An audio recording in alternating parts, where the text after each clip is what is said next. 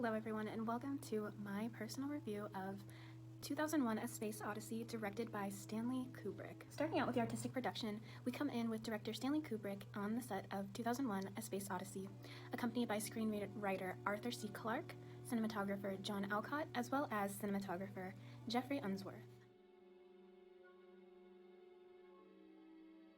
Some of the key actors within 2001: A Space Odyssey include Gary Lockwood, who plays Frank Poole, R.D.W, who plays David Bowman, both of which are astronauts that play important roles within the movie, as well as Douglas Rain, who plays the HAL 9000 voice and computer system. And then we also have William Sylvester, who plays Dr. Haywood R. Floyd.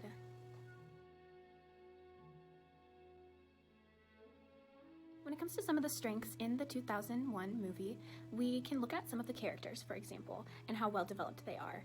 Unfortunately, in this movie, for most filmgoers, character development is not something that is of the essence. And so the only semi-well-developed character within 2001: A Space Odyssey actually ends up being Douglas Rain's character under the name HAL 9000, the computer system. And when it comes to the HAL 9000 computer system, he's solely a red-eye lens that looks around and watches everybody in the creepiest way possible. And he has an incredibly monotoned, kind of like soothing at first, but it eventually becomes really eerie as we kind of see some parallels between the voice of actor Anthony Hopkins from The Silence of the Lambs, who plays Hannibal Lecter, who has a very similar monotone voice to Douglas Rain's character as the HAL 9000 computer system. And this is one of the amazing things that Kubrick ends up doing as he's making this movie, and how he's utilizing that creepy voice that should initially set the audience at ease as it's just a computer. Think of it almost like Siri. There's not too much of a comfort from Siri, but you could never see Siri taking over your entire cell phone, correct? In similar ways, this is something that we have David Bowman and Frank Poole not expecting from the HAL 9000 computer system, as well as not seeing a failure coming until it did. When it comes to the 2001: A Space Odyssey film, it is this very same lack of character development that is essentially genius on Kubrick's end, because as we go throughout the movie, we realize that character development and relating back to characters such as Frank Poole and David Bowman and Dr. Haywood Floyd, it's not exactly necessary. It's not something that, as an audience, you need to be able to relate to them. Instead, what he's done here is he's actually made it to where there are no distractions throughout the movie with, people or character development overshadowing the overarching commentary that Kubrick himself is trying to make through his film. Along with little details being left out about characters, as well as just different parts of what you would usually see in a film, we come to the innovative camera work that we get to see through Kubrick's own visual eye, and it's mesmerizing because as we'll see scenes where the space shuttle is landing, as well as we see like a bone being thrown up into the air by the apes. We see the visuals of the monolith that come into play later on, as well as at the beginning of the film. And it's this exact lack of just distractions and like details that you don't need to be seeing in a film like this that again just make it so mesmerizing. It's the ability to solely focus on what Kubrick wants you to focus on, which is the slow descent down into the space shuttle pod.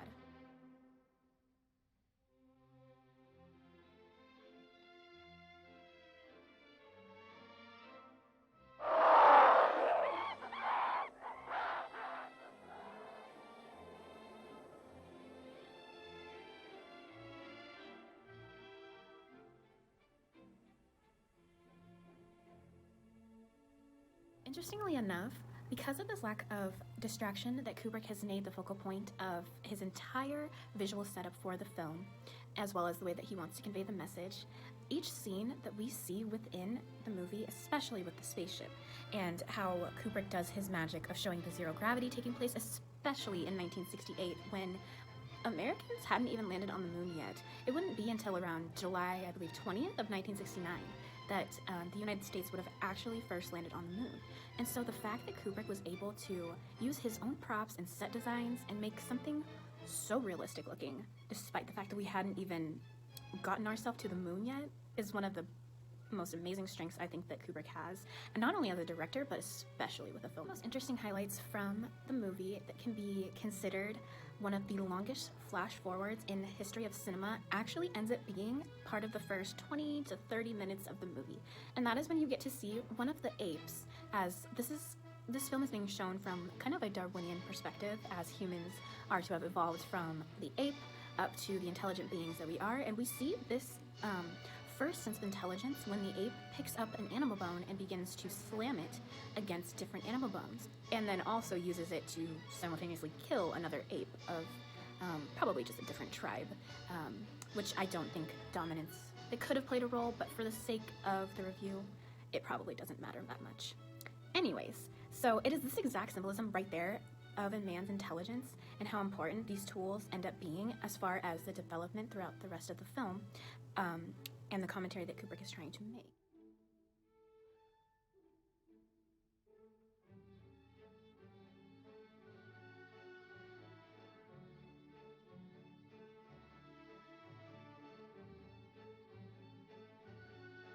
Unfortunately, just like any other kind of film out there receiving any kind of constructive criticism, 2001 is not exempt from any criticism within its own right. And one of the first things that comes up with this movie has to do with the storyline and how there's a true lack of an actual cohesive, clear narrative. And Kubrick does this on purpose, believe it or not. And for audiences like today, and even back then, it's the entertainment cues that are so easy for people to pick up on, such as action and character development, that is completely lacking in this movie. However, it plays to Kubrick's advantage. To reiterate the fact that character development is something that is seriously lacking in this film, again, it's an arguable thing because it actually plays a big role in the entire film as a whole. However, we do see a lot of one-dimensional characters such as Frank Poole, David Bowman, and Haywood Floyd. And the reason for this, and some examples throughout the film, would include Frank speaking to his parents over a video call, or just like seeing a birthday, like a birthday message that gets sent to him, or when Haywood Floyd does a phone call, a video phone call with his young daughter to wish her a happy birthday. And then we've also got David Bowman, where we just almost know nothing about him, except for the fact that towards the end of the movie, he ends up aging and dying and almost being like reborn into the Star Child, but we're not there yet. Unfortunately, the HAL 9000 computer seems to be the only somewhat developed character, despite the fact that it's actually just a computer with no technical emotions, and yet people think, even the characters, people think throughout the movie that he shows a sense of pride. But maybe there's a reason why, and it has to potentially do with who created him. No matter how derailed people wanted to believe that Kubrick actually was in his entire presentation of the 2001 A Space Odyssey movie, as far as filmmaking goes and how his philosophical statement was actually being made, it is this exact statement about man's place in the universe with the use of images, not music, not prayer, and not words. Images. Please make note of that. With Kubrick actually using images instead of stuff like music, prayer, and words to convey his overall philosophical message about man's place in the universe, he's actually inviting the audience to contemplate while standing outside of things. And so kind of like how philosophers might think or actually like look at things, it's like looking literally outside of the box, which is, again, super innovative, and it's different for the times, but it works in terms of how this whole movie is trying to convey the message. Funny enough, with such little character development, we actually see one of the greatest shots in cinema history for this movie when we get to see Kubrick use his camera abilities for HAL 9000 when David Bowman and Frank Poole are actually going into a space pod. And they go in there with the intent of actually having a very private conversation about their actual concerns regarding HAL 9000 having some faulty things within his programming and potentially completely failing, which is something throughout the movie that we see Hal saying he's not worried about, and that the two astronauts should not be worrying about it as he's not worried about it, which makes you think this intelligence of the actual computer itself, it believes it's smarter than the humans, which again is a really interesting way of putting things as far as the overall message goes. Rotate the pod, please, Hal. Rotate the pod, please, Hal. I don't think he can hear us. Rotate the pod, please, Hal. Funny enough, while they're having this private conversation and they're yelling out, Hal, can you hear me? Can you hear me, Hal? You know, they're making sure that he can't hear. The computer literally reads their lips while they are having that conversation and voicing those concerns. And so it is kind of like the peak moment where you're like, okay, this computer knows a lot more than it should, and it shouldn't be able to read lips, but it does. And it's this scene where we see the change in Hal's character, similar to Hannibal Lecter and how creepy he can be, where we see Hal kind of flip a switch. He literally flips a switch and starts deciding for himself what is going to take place as far as completing this mission on the Discovery to figure out what the monoliths mean and why the monoliths have been popping up from Saturn to the moon, and there being a third monolith towards the end of the movie. Well, I'm not so sure. What do you think about it?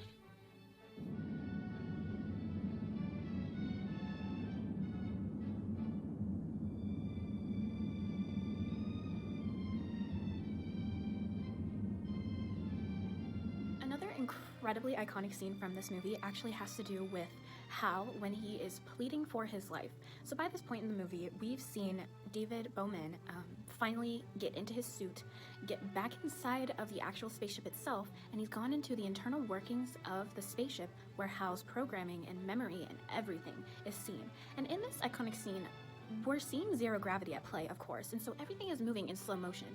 And it's kind of eerie and quiet until you start hearing Hal's monotoned, creepy voice start saying that, I'm sorry, it's kind of like showing emotion, but it has no emotions. And so as Hal is pleading for his life and he begins to sing the song called Daisy, Hal's voice as Bowman is just clicking each and every single one of Hal's memory to deactivate him. He's destroying him in a sense. We start to hear Hal's voice get slower and slower and slower. And the more slow it gets, the more distorted and sinister sounding the voice gets. And the best way to describe this to you would be, if you think about how a children's toy that is battery operated sounds once the batteries start running out of juice, think about it like that. The voice becomes warped and distorted and super creepy. And so in this scene, we're essentially seeing the plugs being pulled out of Hal as he's pleading for his life, and yet he's a computer. That's super chilling if you ask me, and I think it's one of the best scenes I've seen from that movie personally, because it's so creepy how a computer can be pleading for its life, and yet it was determined to almost suck the life out of everybody around it. As we actually see when the men in hibernation are actually killed, because Hal is more focused on keeping himself up and getting from point A to point B. Open the pod bay doors, Hal. I'm sorry, Dave. I'm afraid I can't do that. What's the problem? I think you know what the problem is just as well as I do. What are you talking about, Hal? This mission is too important for me to allow you to jeopardize it. I don't know what you're talking about, Hal. And I'm afraid that's something I cannot allow to happen. Stop, Dave.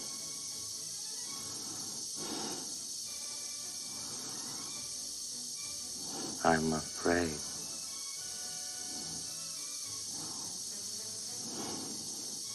I'm afraid, Dave. It is this transformation that we see where man has essentially stripped himself of what makes him man, if that makes sense. And so like the original ape did with using their tools and all this other stuff, there's a whole new set of tools that man is able to use, but they're no longer man. Stay with me. Throughout some of the ending sequences, we're actually able to witness this entire change of man that I've mentioned multiple times throughout. And so instead of having grown old and died, kind of like what we assume we are seeing when we watch the last moments before the monolith appears and the Star Child is born, we actually are seeing rebirth in a sense. And so that child of the universe, also known as the Star Child, which is a creepily solemn, wide-eyed infant, slowly looking over the stars and the earth and eventually turning to the audience.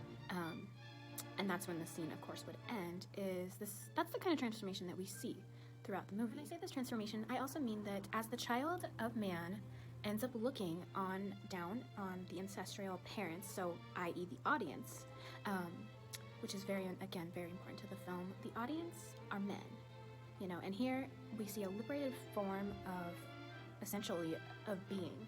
And so with that liberated form being in its most natural state, Kubrick believes this is something that we will become someday. Going back to the scenes with the apes and them using the bones as tools, this is kind of where I'm trying to get to, as well as what Kubrick seems to be trying to get to throughout this entire film.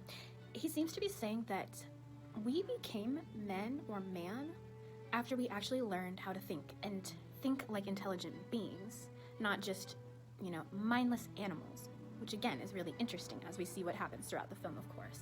And so our minds have given us the tool to understand where we live and like who we are, and throughout the film we're seeing this development of the Star Child where it's time to move on to the next thing. What is beyond man? Which again is super interesting to think about how Kubrick uses this visualization of the Star Child to do this and convey such an interesting message, but it's not that clear to the audience at first. If you're still a little bit lost, here's where it'll start to make a little bit more sense. So as an overall conclusion, it seems that the overall statement that Stanley Kubrick is trying to make seems to be bringing about the idea that man will eventually outgrow his machines, i.e. the spaceship, i.e. the bones, and be drawn beyond them by something that is, by some cosmic awareness, if that makes sense. And so he will then become a child again, like rebirth. And this child won't be what we know today. It would be a child of an infinitely more advanced race, or type of being. And so just like the way that Kubrick depicts the apes coming from humans,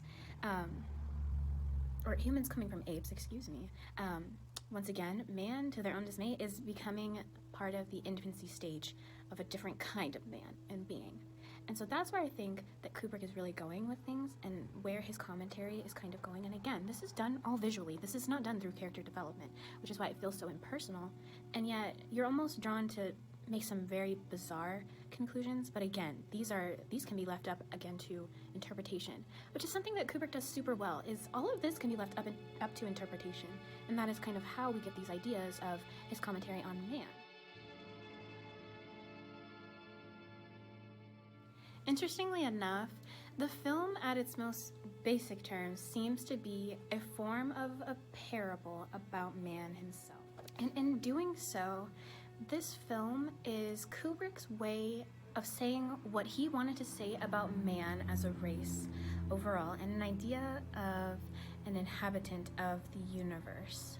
And so this is all, again, it's all done visually. And so again, Kubrick begins with man as an ape, and eventually through this realization that we are intelligent beings and we have the tools to utilize to do so much more with this intelligence that we've been given, where we're thoroughly at home as apes in the beginning, and the natural environment is all that we're really seeing on Earth, and then boom, you see it dissolve into a spaceship. And Kubrick shows man becoming tool makers like the astronauts were, fixing things and changing things and going about their way and trying to figure out why these monoliths keep showing up and where the monoliths are leading them. And weirdly enough, they're like landmarks, or kind of like directions, like your GPS, to get yourself to the next stage of man.